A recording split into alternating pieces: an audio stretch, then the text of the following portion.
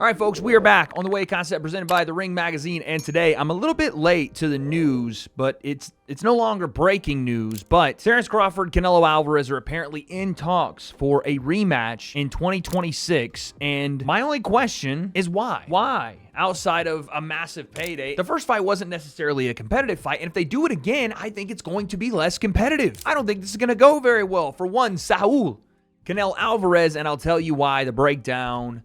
Let's go. All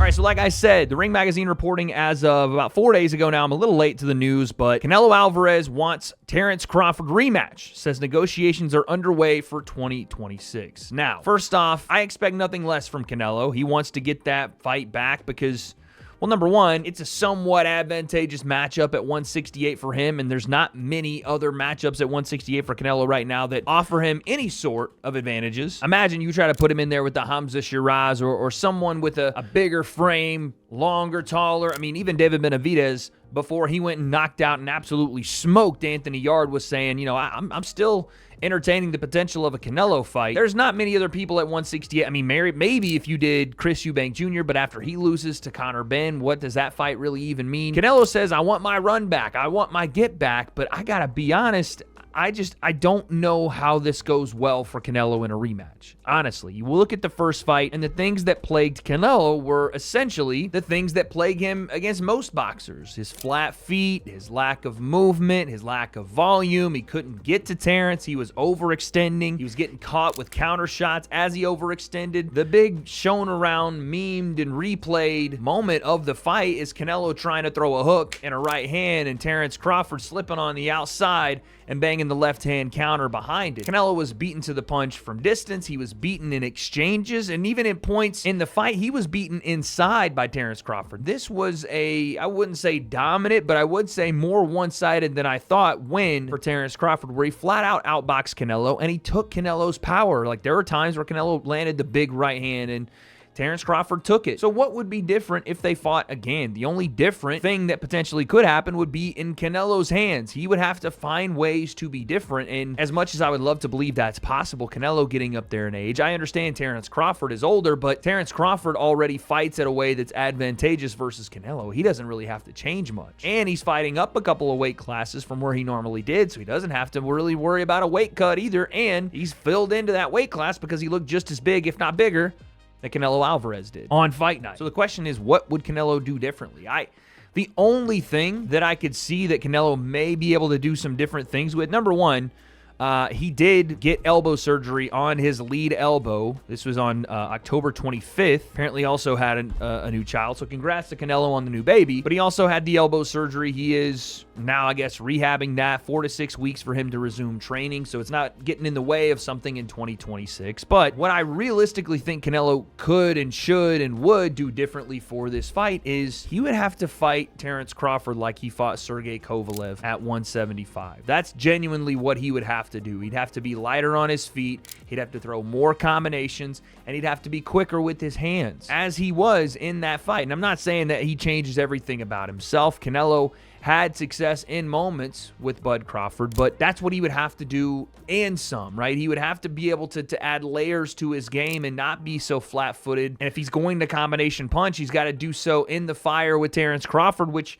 going into the first fight, I didn't think Terence Crawford was going to have as much success with his combination punching because he'd have to be in front of the powerful hands of Canelo, but again, he was able to do so off the back foot and front because Canelo threw one at a time. He threw the jab or the right hand, or he threw the hook right hand, and again, Terence Crawford remained mostly southpaw, which does give Canelo problems because now he has to lead with his backhand versus punctuate with it, and his jab gets neutralized, and it's just a mess of a fight for Canelo. It really is. I don't hate that he wants to get that back, and the matchup itself is, again, one of the only ones that Canelo can still have. Make a shit ton of money and potentially not completely kill his star power should he lose. He still has, I think, a couple more fights with the Ring Magazine and Riyadh season that he needs to fulfill his contract. So if he's able to get the rematch with Terence, from his perspective, I understand it. But we have to shed some light on the reality of this fight should it happen. This is one of those fights where we've seen the stylistic difference and we've seen the advantages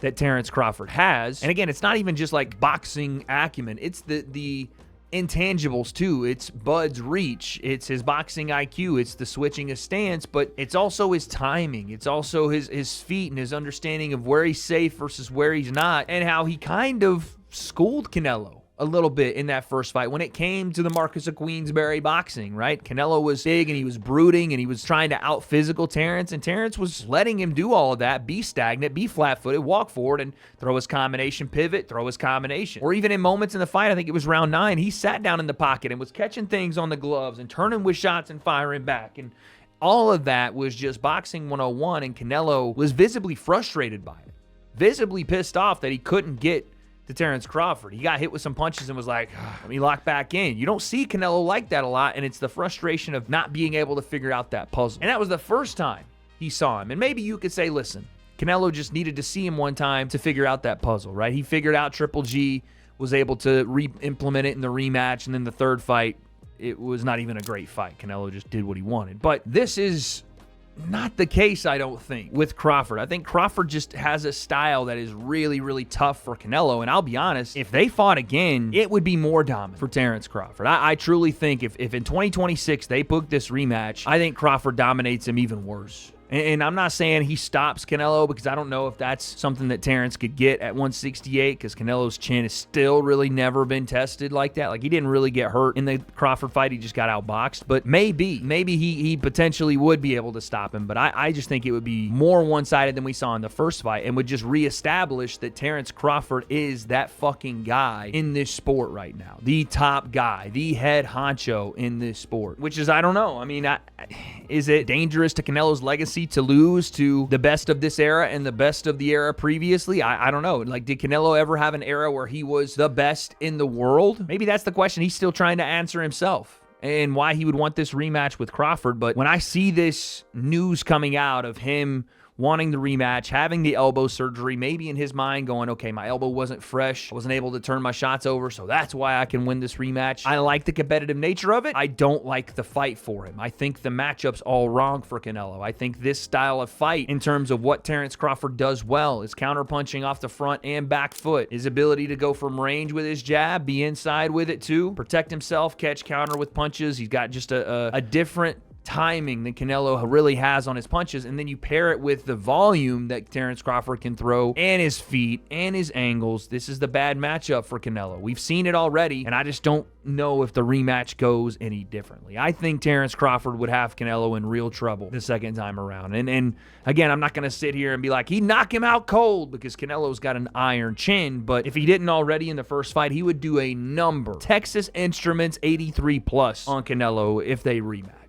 I truly believe that, because I think the matchup's all wrong. I think that both guys learned something about the other in that fight, and the guy that took more away as far as data and things to use was Terence Crawford, because what Canelo brought was the best version of him, and it wasn't enough. And if Terence brought the best version of him and it was enough, because I think both guys brought their best version, but the fight played out how the styles will always match up. Canelo is best when a guy will stand in front of him and go upper body movement, planted feet, let's fight exclusively in the phone book. Terence Crawford is at his best when he can dog walk someone, walk the dog on them literally, have them on a leash, walking around the ring, and then planting his feet, throwing, circling, feinting off the back foot, then coming back, counter punches. He has every tool in the shed. And I think skill-wise and stylistically, Canelo just doesn't. And so I will watch the rematch, and I'll be excited to see Canelo and see what adjustments he can make. I'm not saying Canelo can't make adjustments, but this isn't a young Canelo we're talking about, and his style of fighting, I just think, is all wrong for Terence Crawford. But you guys let me know what you think. This rematch is apparently being discussed right now. Negotiations underway. What is next for Terence Crawford? Because we had heard Terence Crawford was going to go to 160 and potentially fight one of the champions down there and become a 4-division